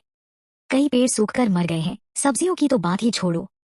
पहले लोग खाने और गर्म कपड़ों की जमाखोरी में लगे थे। शायद ही किसी ने सब्जी के बीज जमा करने की सोची हो। 2 साल की भयानक सर्दी और उस आधे साल की बाढ़ ने जो बीज लोग नहीं लूट पाए थे उन्हें भी पानी में गलाकर खराब कर दिया। मैंने भी लोगों को सब्जी के बीज ढूंढने भेजा था, लेकिन हमें कुछ नहीं मिला। किचन स्टाफ ने दूसरी चीजें उगाने की कोशिश की थी, लेकिन वो जिंदा ही नहीं रही। ऐसा है। रंजीत को तब याद आया कि उसने सचमुच बहुत टाइम से ताजी सब्जियां नहीं खाई थी। दरअसल उसे खाने की ज्यादा परवाह नहीं थी। कुछ भी पेट भर दे वो ठीक था। सख्ती से कहें तो उसे मीट ज्यादा पसंद था। अगर मीट मिल जाए तो हरी सब्जियों के बिना भी काम चल जाता था। इस तरह देखा जाए तो ये आभा के पास सचमुच कुछ स्किल्स हैं। सेक्रेटरी ने रियरव्यू मिरर में रंजीत को देखा और बोला, ये लड़की सचमुच कमाल की है। उसने तो टैंक भी हासिल कर लिया। कटारा कम्युनिटी में जरूर कई सीक्रेट्स होंगे। भले उसकी पहले की बातें सुनने में कड़वी थी, लेकिन शायद वो सच थी। सेक्रेटरी और रंजीत बातें करते हुए जल्दी जल्दी वापस लौट रहे थे। उन्हें हाल में कोई ज़ॉम्बी दिखा नहीं था जिसने उन्हें झूठा भरोसा दे दिया था। उन्हें लगा कि बाहर कोई ज़ॉम्बी नहीं है, तो इस बार वो सिर्फ 2-3 लोगों को साथ लाए थे। इस लापरवाही का नतीजा भारी पड़ा। सावधान ज़ॉम्बी। रंजीत पीछे की सीट पर बैठा गहरे सोच में डूबा था जब उसकी नजर अचानक हटी और उसने देखा कि सड़क के किनारे से एक ज़ॉम्बी उनकी तरफ दौड़ता आ रहा है। उसके चेतावनी देते ही सेक्रेटरी ने भी उसे देख लिया। घबराहट में उसने स्टीयरिंग व्हील मोड़ा ताकि टक्कर से बच सके, लेकिन दूसरी तरफ एक और ज़ॉम्बी से टकरा गया। दूसरी तरफ सिर्फ एक ज़ॉम्बी नहीं था, एक पूरा झुंड था। कहते हैं ना, अच्छा चाकू भी अगर लंबे टाइम तक इस्तेमाल न हो तो उसमें जंग लग जाती है। वो लोग बहुत लंबे टाइम से स्टेबल लाइफ जी रहे थे। इतने सारे ज़ॉम्बी देखकर सेक्रेटरी एक पल के लिए हक्का बक्का रह गया और नतीजतन उसका पैर एक्सीलरेटर से हल्का हो गया और स्टीयरिंग व्हील भी मुड़ गया। कार का एक टायर ड्रेनेज डिच में फंस गया। बस कुछ ही सेकंड्स में ज़ॉम्बी का एक बड़ा झुंड उनकी कार को घेर लिया। उन्होंने कार को आगे, पीछे और साइड से पूरी तरह घेर लिया, जैसे कोई घनी भीड़ हो। घने घेरे में होना तो अभी दूसरी बात थी, ये ज़ॉम्बी कार के बॉडी पर लगातार धमाधम पीट रहे थे। सामने का बोनट पहले ही बुरी तरह डेंट हो चुका था। शुक्र है कार की क्वालिटी शानदार थी, वरना अब तक ये ज़ॉम्बी उन्हें चीर डालते। वो लोग आज एक 7 सीटर कमर्शियल व्हीकल चला रहे थे, जिसमें पीछे की रो में 3 लोग थे। तीनों के पास हथियार थे, लेकिन अब उनकी कार पूरी तरह घिरी हुई थी। वो खिड़कियां खोलने की हिम्मत भी नहीं कर रहे थे, शूट करने की तो बात ही छोड़ो।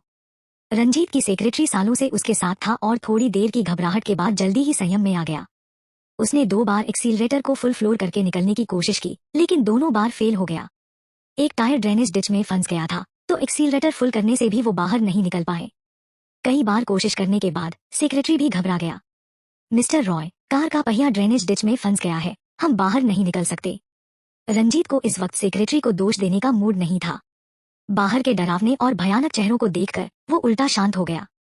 सब लोग अपने हथियार तैयार करो। मैं 3 तक गिनूंगा और फिर हम सब एक साथ बाहर निकलेंगे।